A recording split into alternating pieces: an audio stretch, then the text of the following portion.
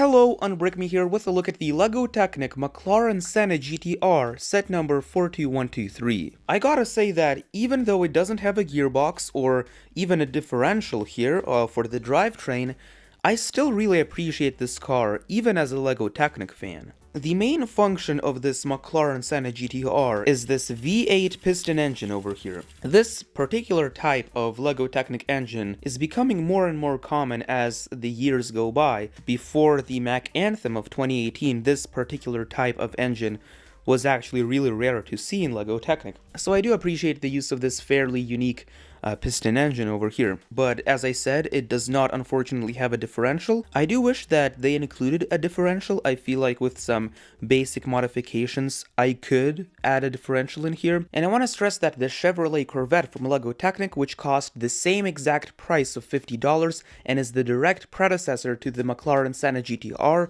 actually made use of a differential. Of course, you do get hand-of-God steering with this car, so you have the gear here on the top, which you turn either left or right, and then the front wheels turn in the respective direction. This is a really nice sort of standard feature of pretty much every single LEGO Technic car, and I do appreciate that they do make use of it here. In the McLaren Senna GTR, you can actually see that there are posable rear view mirrors here. One thing I really appreciate are these dihedral doors which open up and out. This is really awesome.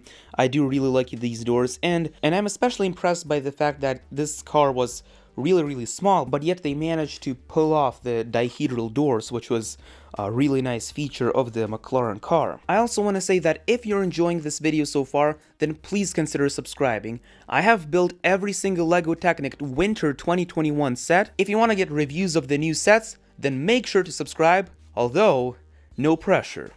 No pressure. And on the inside of the car, you can actually see the interior. It's pretty simple. You just have your basic steering wheel, as well as the two seats of the McLaren Senna GTR. Unfortunately, the front hood over here isn't really openable. I mean, you can kind of pull it up, but it's not really meant to be openable, which is a real shame. I do wish that the front hood was more realistic and more openable, designed to be openable, because I think that these sort of functionalities, you know, the openable doors, the openable front hood, are sort of essential when you have a small car that doesn't have a gearbox or a proper drivetrain or really anything like that. But I gotta say that this McLaren car really looks beautiful. I do like how shiny it is. For example, these pieces over here are actually prints and not stickers, so as you can see, they're kind of reflective and shining, which was really cool, but everything else is pretty much a sticker on this McLaren car, but it doesn't really take away from the look of the car. I do love the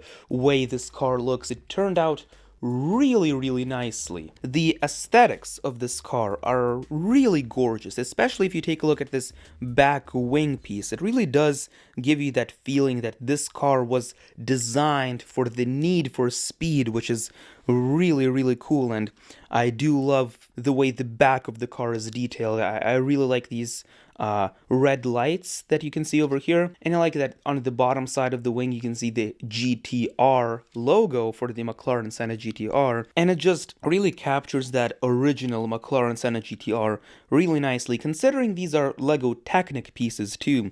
You know, you can't really achieve the same sort of flexibility in terms of looks that you can achieve with LEGO System, but for LEGO Technic, and considering that they included a V8 engine for just a small $50 set, this is something that is really incredible. So now let's go over the pros and the cons of this car. For the pros, it looks absolutely beautiful. I love the shaping of the car from really all sides.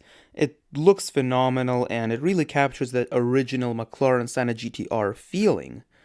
Another great positive of this car is the price. For only $50, you get pretty much the same functionality as in the LEGO Technic Dom's Dodge Charger, for example, which is twice the price at $100. So you can essentially sort of spend a lot less and get pretty much the exact same functionality as in the Dom's Dodge Charger, except for the lack of suspension, which I'll get to in a minute. But another big positive of this car is the McLaren license. Just imagine what they could do with this license in the future. Maybe a 1:8 scale car as a successor to the Lamborghini Sign FKP 374215, we could see a 1:8 McLaren which would be really, really incredible. But now let's talk about the cons of the car. First of all, this car doesn't even have any suspension. I do wish that it came with some basic suspension. Certainly, they could have added suspension, in my opinion, for the price.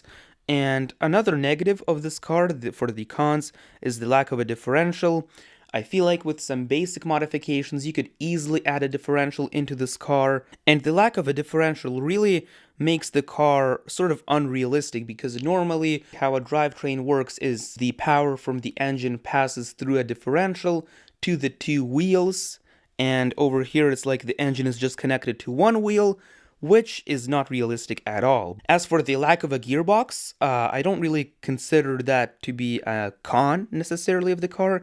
After looking at the McLaren Senna GTR, I can say that it definitely is very small to include a gearbox, but I do feel like that the front trunk could have added a basic gearbox, like a 2-speed gearbox. So what I could do for my modification is to sort of connect the back wheel over here, which is, right now driving the fake piston engine. I could raise that fake piston engine like up maybe a stud or two, and then have the axle come through to the front up until the front trunk, have a speed transmission gearbox in here, and then have the output of that gearbox come back to the engine. I feel like it's certainly achievable, but it is going to be quite a difficult mod considering just how dense this car is and just how little space you have to work with here. I also want to give quickly 2 shoutouts, one to Gabriel, he knows a lot about McLaren cars, and I also want to give another shoutout to Lego Teen Builder on Instagram,